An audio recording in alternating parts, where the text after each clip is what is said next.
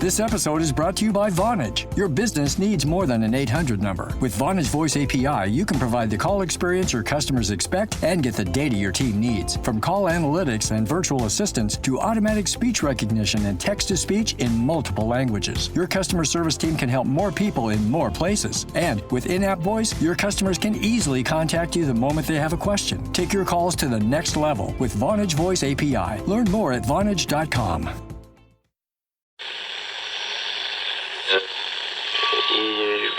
Empire.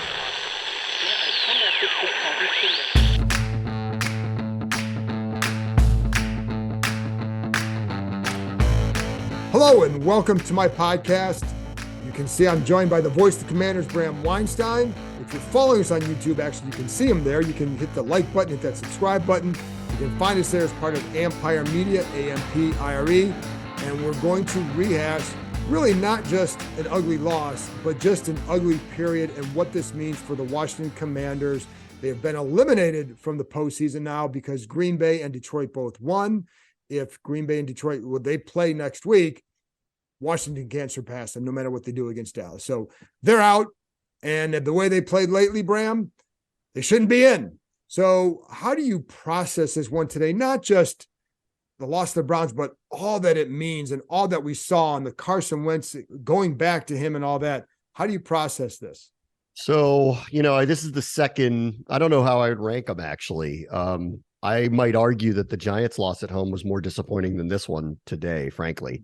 Because that was really, I know it feels like, a few weeks ago and people forget, but that was the one that was like off of a bye week, show me week, playing the same opponent, and they came off the tie and the Giants had to play. And that one was the one where I went, oh man, like I can't believe that one got away from them. And there were a lot of reasons. And then today, I don't know how you felt pregame, but I felt the vibe was off. Really off pregame. Just, we sit around, we watch these guys really closely. And the way that, just how they were just kind of conducting themselves, carrying themselves, I was a little worried today. If there was ever a day that I kind of wish for worse conditions, not that I'll ever complain about 60 degrees on January 1st, but I knew it was going to be problematic because, there was going to be a better condition. Watson's been getting better. The injuries to St. Juste and Curl, I knew would rear up and hurt them at some point in time. Once Allen got hurt, that was a bad loss. And I'm not making excuses for them. I'm not trying to. 0-3-1 down the stretch when you only had to win probably a couple of games along the way, especially ones at home and especially today against the team that was eliminated. You made your bed, you got to sleep in it. That's the way I feel about it. And I'm very disappointed, obviously, just like everybody else is. I was concerned coming in this week, knowing what the injury situation was. We can talk about Wentz. I think that's a separate conversation, but just on the whole, to play meaningful December games and see them go this way it's highly, highly disappointing. It is. And, it's funny going into this game, and I did pick Washington to win, but on the podcast, I had some reservation about this game, mainly for a couple of reasons. One, I did still thought they were going to win a close game because I thought the offense would do much better. And that was really, really bad. And they thought the offense would do much better. That was really bad. But I knew the defense would be in some trouble because losing Curl and St. Juste, that's a massive hit to that secondary. You can't understate Curl's importance to that secondary and the trickle-down effect. And then St. Juste's departure highlights how little depth they have at that position. Yeah. And we've talked a lot about the offensive line this year and the poor depth there. The corner depth was always something that I was deeply concerned about. And that came back to bite them. And it goes back to, you brought the one Giants game, the first Giants game, they're up 10-0. Then it's 10-3. And the play that turned that game around was a deep one to Slayton that Christian Holmes is there. St. Juste is covered and maybe it's different. So that injury was really big. So going into today, knowing they're not going to play, or even if they were not 100%, I felt like the Browns would be able to do something. And then losing Allen, you knew they were in trouble. But that said, the Browns do not have a good defense. And I thought they'd win because I thought they'd attack them up the middle because they could run there. I thought they'd get some play action throws with Wentz. And it just did not, he didn't go over 100 yards, Bram, until there was like 5 minutes left in the game. It's just a horrible, horrible offensive performance by them. And it just leads to so many questions going forward about that position. And Ron Rivera said he doesn't know who's going to start next week. Do you want to get into that one already? Yeah, well, give me a sec, because I just want to kind of like the conversation is going to be dominated by the quarterback decision, and I think it should, because Ron put a lot of eggs in that basket initially. I'm obviously, because of the result, he's going to be second guessed big time, and there's every right to do so. Yeah. I do still stand by that the organization needed to have a more a bigger evaluation of him, and this was their opportunity to do it. And I like to put it as opportunity, because I will hear out anybody that wants to argue they should have just stuck with Heineke down the stretch here. And I don't know that the result would have been any different, but I will say this today, and it's going to get overlooked. The defense has not played particularly well for a month. And not like it was earlier in the season. It started in the Atlanta game. There's been some attrition, obviously. Again, that sounds like excuses, because you know what? Cleveland had 4 linebackers on IR. Yeah. So everybody's got injuries. Okay. Everybody does. Theirs hit at their most vulnerable spots at the worst time here at the end of the year. It got taken advantage of.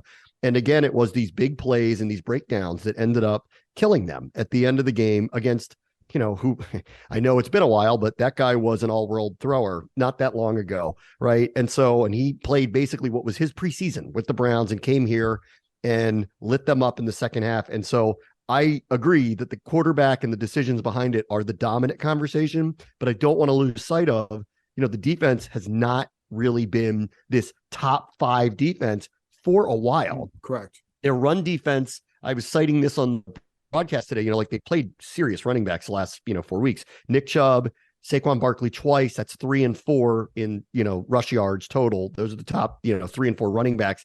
Christian McCaffrey, since his acquisition, most yards per game. So they've faced serious run games with serious running backs, and they're giving up 150 yards a game. And frankly, I don't think Chubb got the ball nearly as many times as he probably should have, considering how effective he was. So the defense also did not quite hold up its end of the bargain again. And we could talk about a lot of those reasons. And that's why I landed at the beginning of the game.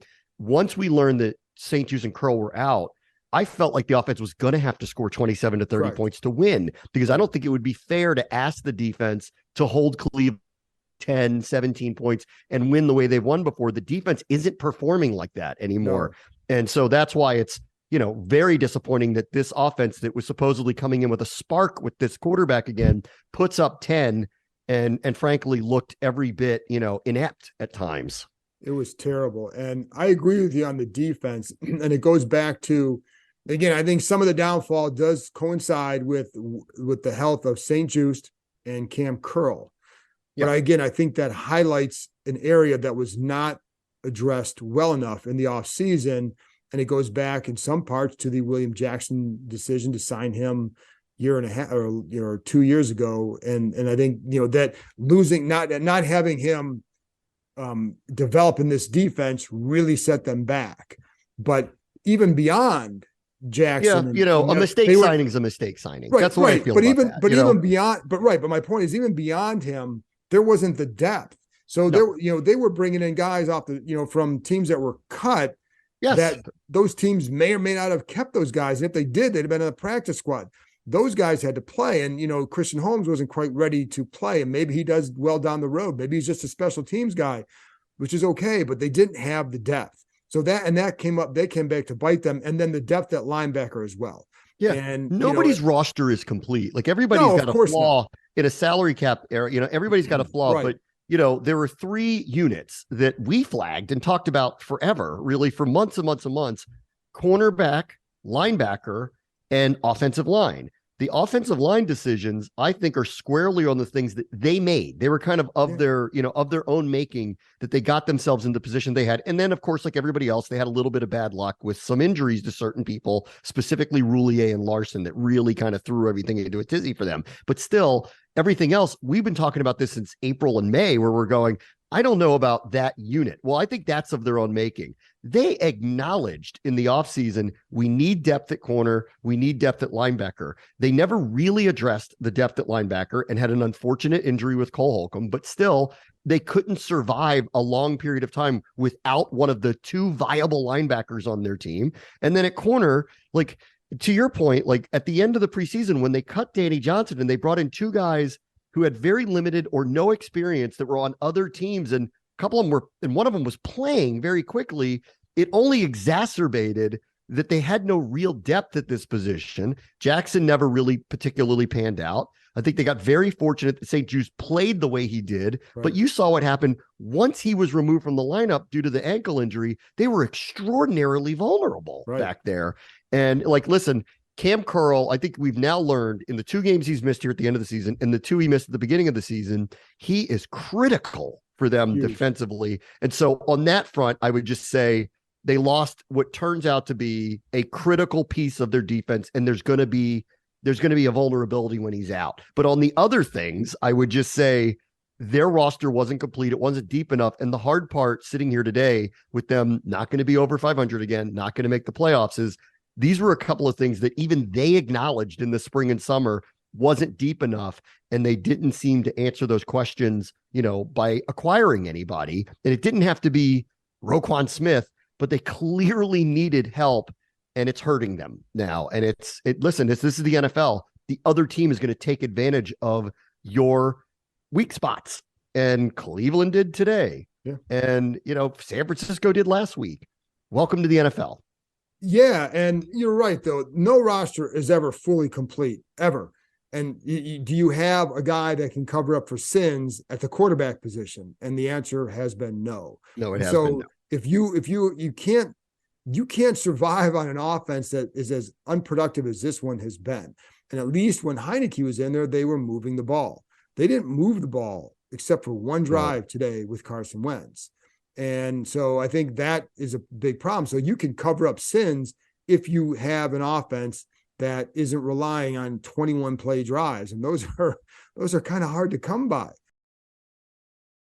Support comes from the Museum of Modern Art in Midtown Manhattan, where a new exhibition, made possible by Chanel, reveals the craft and collaboration behind Guillermo del Toro's first stop-motion animated film. Guillermo del Toro, Crafting Pinocchio, invites visitors to step inside the making of the acclaimed director's vision with film sets, props, puppets, and more. To see how this deeply personal project came to life, book your tickets today at MoMA.org. Why do dry January when you can do sweaty January? This year, jumpstart your fitness goals with $500 off Peloton Bike, Bike Plus, or Tread packages. Choose the package that will take your training to the next level with accessories like our cycling shoes, heart rate band, non-slip grip dumbbells, and more. All access membership separate. Offer ends January 8th, 2023. Excludes Bike, Bike Plus, and Tread Basics. See additional terms at onepeloton.com. For all the other stuff, they whiffed that quarterback. And the Wentz thing has not worked out. And Bram, I think what we saw today is, because going into this stretch, before Wentz played today, you would say, and I know that they would look at this as let's see how he does. They didn't go to him just for this reason, but the side effect was, now you can see if you have the guy moving forward. Well, I think after today, the answer is no. You can't bring him back at that salary, certainly. And I think it'd be very difficult to sell him as someone who can do something for you, because we haven't seen it in his last 4 or 5 starts. 5 starts. It just hasn't gone well. Yeah. I mean, this is obviously, there's going to be a lot said and written about the decision to acquire him. And a lot of comparisons are going to be made to how he's ended the last couple seasons, specifically in Indianapolis. And really, I thought, I don't know, like it was so interesting because when he came in, obviously in an adverse situation at San Francisco where they just kind of threw him out there and he knew he was going to throw the ball a million times and just got chucked in there. He actually looked really comfortable. Mm-hmm. And I think that's what allowed Rivera to, assure himself that this is the right thing to do. Because I think you and I both know that they've been looking for an avenue to do this for a few weeks now. And so they made this, like London Fletcher put it this way. He was like, that decision to put him in was made before the game, which is in kind of, I don't want to speak for him, but kind of in his his thinking as an ex-player, I think, was partially like, that's kind of not what you should do. Like, you should go with the flow, let the season dictate what happens. I've been, on the side going, I do think that in the end, they do need to get a full evaluation of this player. They put a lot of eggs in this basket. They went out on a limb to acquire him. They went on and on and on about how he's wanted here. He's not a short-term fix for them. They gave up real assets for him. They gave him real money. And we knew on the other side, there is an interesting leverage point with his contract, whether if it doesn't work out, you can get out of it, or even better, if it does, you can restructure and bring him back. Well, this decision doesn't look very good right now. It looks like it blew up in their face. And I agree with you. I think this is going to be an extraordinary hard sell for Rivera to turn around and say, yeah, give us another year with him at a restructured rate. So I do feel like we are heading into another offseason where they're shopping for a quarterback and probably a veteran, because once again, I look at their roster, especially the defensive line, and I go, the time to like make a move is now. With this group, you can't just bring someone to up. Like, I don't think that that's the answer here. So they're going to be shopping again. And, I don't know what the price point's going to be for who they land on again. And then secondarily, we've learned this last two off seasons. They tried to acquire Matthew Stafford. The Rams came in at the last minute and overwhelmed Detroit with the offer. So they didn't get him. And then they tried to get Russell Wilson, and, that didn't happen. And people are probably, happy that didn't happen based on his year, but still they did try and that didn't work out. And if you recall, like, we talked about this a lot, like, they were publicly basically announcing, we just want a quarterback. We just want a quarterback. And as you sit here today, you kind of feel we're willing to take any veteran available just to get the veteran. And, that probably is not the right mindset. Like, you've got to get the right person, not just any person in here. And I know there was a lot of wishful thinking in Wentz, and I had it this week too. After what I saw at San Francisco, I felt like, what, like, give this guy another chance. Like they might not be able to do better than him on the open market, in the offseason. It's not that simple. Look what the Colts did. Like, they got rid of him. It blew up in their face too. It didn't get any better. Like, look at what their season did and now Washington's back in this spot where they're going to have to do a lot of long, hard thinking about what is the next move at the position. Yeah. And I know going into today, I wasn't sure what it would look like. I felt like the potential was there for more explosive plays, in part because, again, he can spread the ball around, use the entire field, etc. And he did look comfortable. And I know, there were blitzes early on by San Francisco. There were also times where they were giving him underneath stuff and he was taking it. So some of that stuff was a design of the 49ers defense. Some of it was his comfort level, where there were several plays where you saw that. And I know they definitely felt like that as well.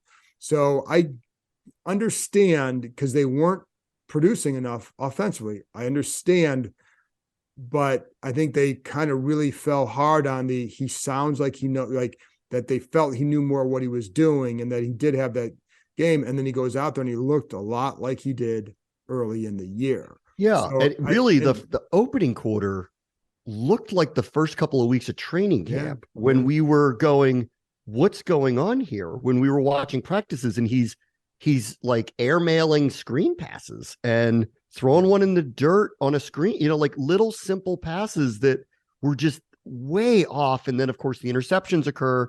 And frankly, after the second one, I'll be honest with you, I was sitting in a break when we were in a break, and I was looking at Julian London going, I think they might have to pull him now. Like, when it was 3-0, like now.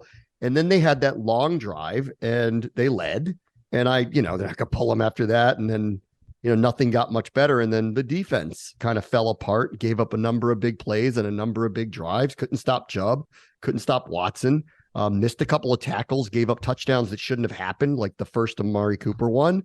And all of a sudden the score gets out of hand on you, and they're not capable and they haven't been capable this entire, with the exception of the first 2 weeks of the season, they have been incapable of scoring quickly when they need to, like just incapable of it. And I keep coming back to, and this is why, like, I understand why they switched, from Heineke. They want to get an evaluation on the guy that they're in the first place. And the reality was, as much as I loved Heineke and everybody loves his plucky nature and all that stuff, they weren't scoring a lot of points. They're in the bottom third and third down conversion. They were really bad in the red zone, especially in the last 5-6 weeks. They just weren't scoring enough points. And as Rivera put it, we're trying to get a spark, and it did not lead to a spark. So now they're left, this was risky. He put him in a high leverage situation. And, this is the nightmare scenario. They're playing a team, not even in their conference. Team's already eliminated from the playoffs. You're at home. You have to win the game. Everyone's going to assume you're going to win the game. And when you don't, and you lose going away, and you look bad doing it, it brings up so many questions about why did this happen? And so he's got a lot of questions, Rivera, to answer this week. He does. And I will tell you, like, there's stuff that we need to get into in the offseason because it's going to come sooner than I thought it was going to be coming a few weeks ago. But about the direction of the franchise overall, because I think there should be a lot of questions about all of that from organizational structure. And we got the sale of the team, organizational structure, staff, et cetera, et cetera, et cetera. There's questions that, that they all deserve to be, you should have questions about everything. But with this one too, and the funny thing is, Bram, on Friday, and I mentioned this on the podcast the other day, but on Friday, being out of practice, watching them run the red zone drill. And during the red zone drill, that's what they do on Friday. It's just throwing against air. And you have quarterback, receiver running routes, hit them, whatever, what are the routes they want to work on that week, et cetera. What struck me was I was watching, it's at one end of the field. I was watching something over here on defense because I wanted to check out like certain guys who are like, where's Chase Young? Was it how, certain guys who you weren't sure about their health. So you're looking for them. Then I look down there and I see a ball being thrown behind Logan Thomas. And then the next throw, a ball to Terry McLaurin, where it's in the back of the end zone. And he doesn't even jump because it's way over his head. Like when you see that, it's like, oh no, but that's who Wentz is. And I still thought, well, this Browns defense hasn't been very good, and they give up a lot on the run, and they give up a lot of yards per pass attempt on play action. It fits right into what they want to do. And so I thought they'd still, even with that, like, well, that's who Wentz is, but can you get that? But the thing that's going to kill this team is, look at Brian Robinson was running the ball well, and you have three receivers who are really good, and you can't score. And that's just, if I'm those receivers, I'm banging my head on the wall, thinking like, what the hell is going on? I can't figure this out. I mean, they can't score. And I do think the root of a lot of it goes back to the offensive line, but there's an everything problem here, situationally. I do question some of the calls, like on a 4th and 1, they ran a pitch to their backup running back, that failed, the week power before. Back. Yeah. Against a team that can't run, that does not defend well up the middle. Right? Like, or the week before they had a 4th and 1, and I guess Robinson was dinged up, but they went 4th and 1 at the goal line with Gibson. It fails, so you're going to get second guessed. They had a 4th and 1 with Heineke on a sneak. It wasn't like the typical people get behind him, push him. He's also not a big guy. You're up against the San Francisco D line that's been blowing you up, left and right. Like, so there's a lot of situational moments that you go that I think are, left to be desired too. So I don't want to throw, just like I didn't want to throw everything on Heineke when they made the change. I want to throw everything on Wentz, but that was not a good performance. The ball was all over the place. It did look like that first week of training camp when we were all going like, wait a minute, what's going on here? Like, why is it so inaccurate right now? And they just blew it off like it's camp. And then the first couple of weeks rolled around and he was pretty good. And so I was hoping, after what I saw at San Francisco, and I'm sure Rivera was too, that he was going to get that. Definitely. And I'll tell you what, like you saw Friday, I was out there Thursday. I didn't have a red flag after watching practice. Like, I get to watch more practice than you guys. And I didn't walk out of there thinking I was going to see that, really, honestly. Yeah. And I wasn't expecting, was not, just despite what I said, it was more about, oh yeah, well, this is who he is, because he does miss it. And then I will say, after the McLaurin miss, I told you about that one over his head.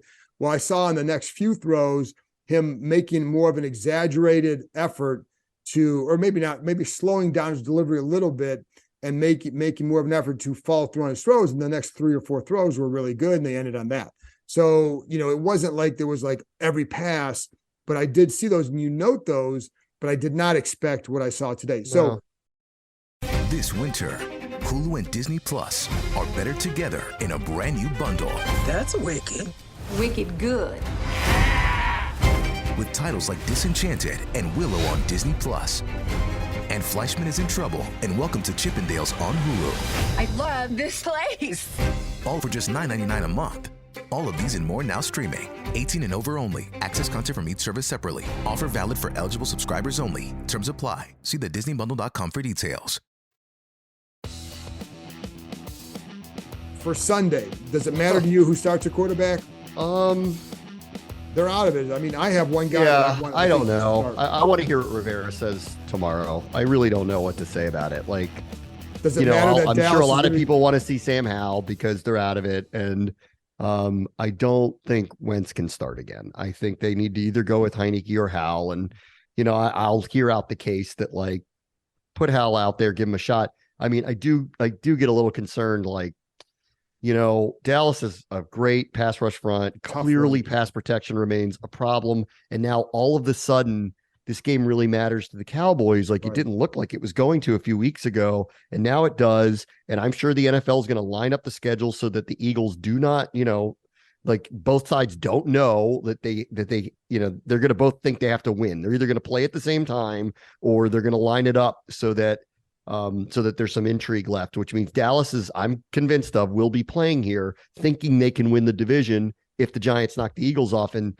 that changes the dynamic of it and makes me feel a little different about throwing him out there, like throwing him to the wolves is what it feels like a little bit.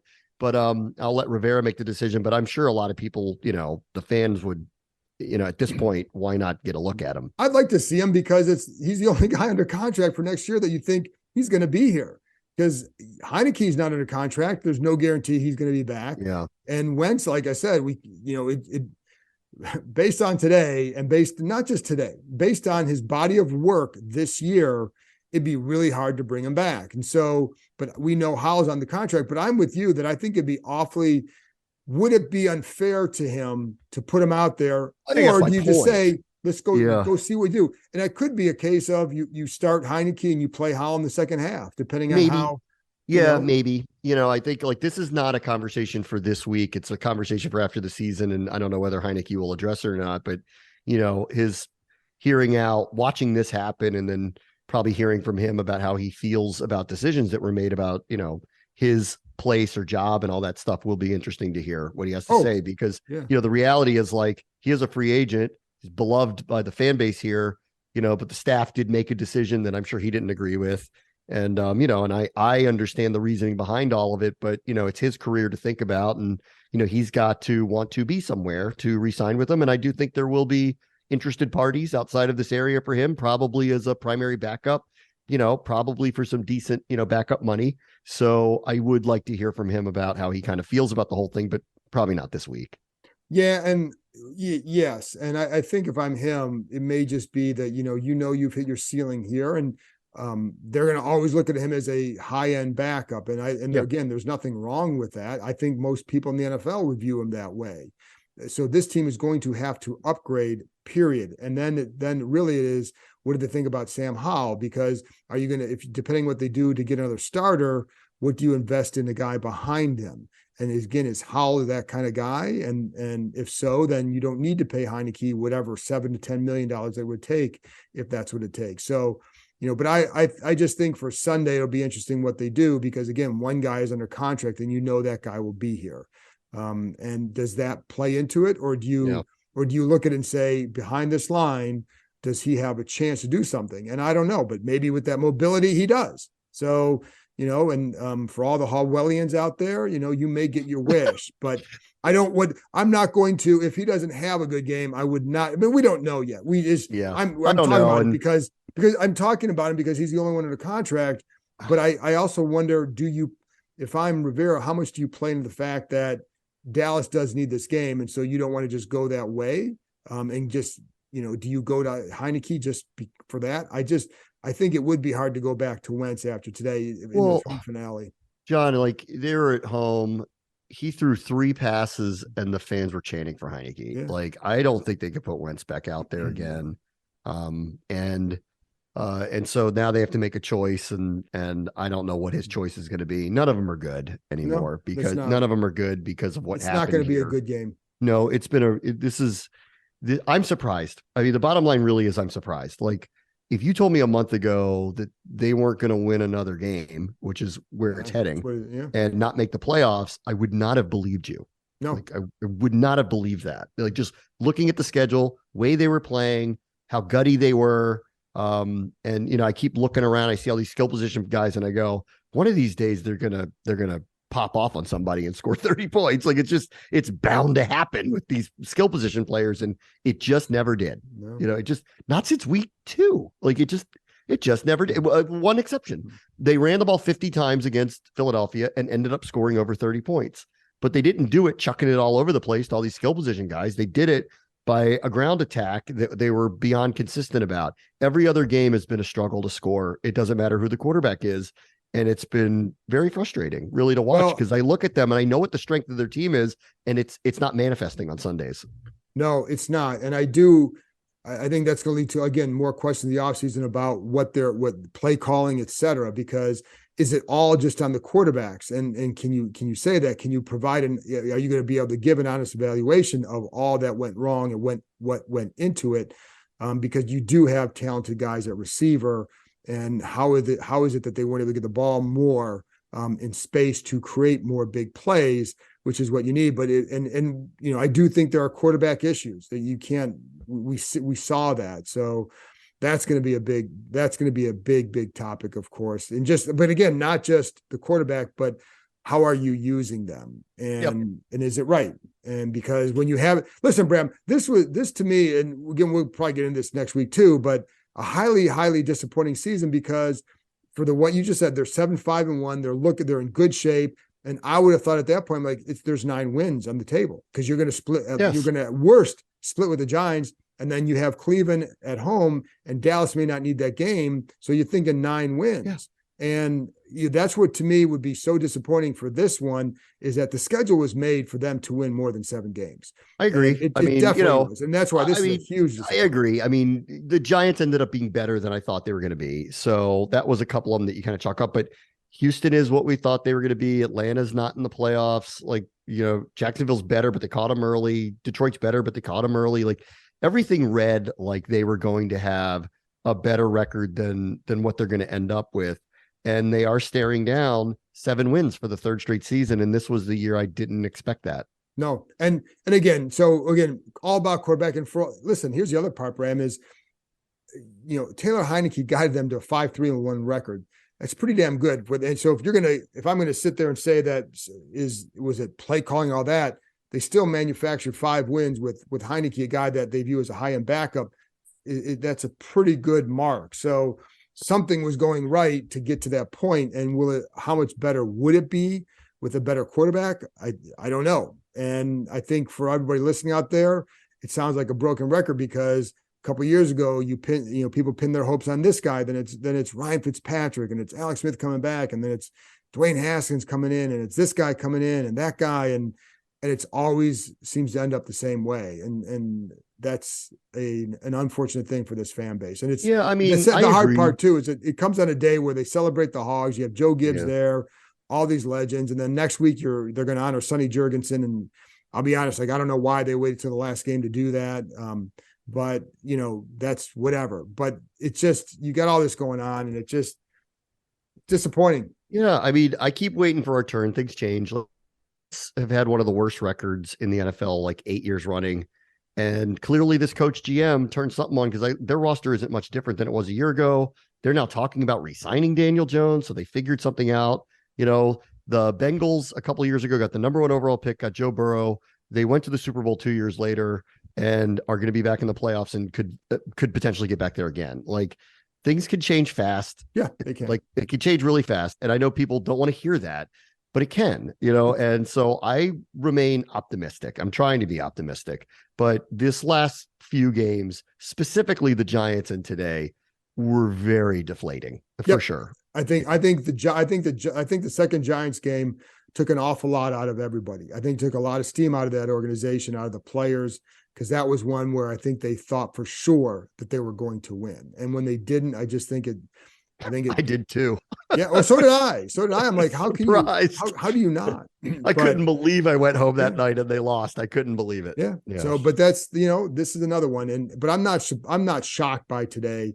And again, we're going to get into everything else in the offseason. So let's cut it off there, Bram. I think we've quarterbacked out enough, and there's a lot of things to dissect over the next few months. So anyway, thanks to Bram for joining me. Thank you for listening. I will be back on Tuesday night, probably without Bram, but we'll do a Therapy Tuesday session, I believe. And I'll answer your questions, do a quick mailbag, and maybe talk through some of the issues that are there that you guys want answers to that maybe I can help provide. So 7:30 Tuesday night, live stream on YouTube. I will talk to you next time.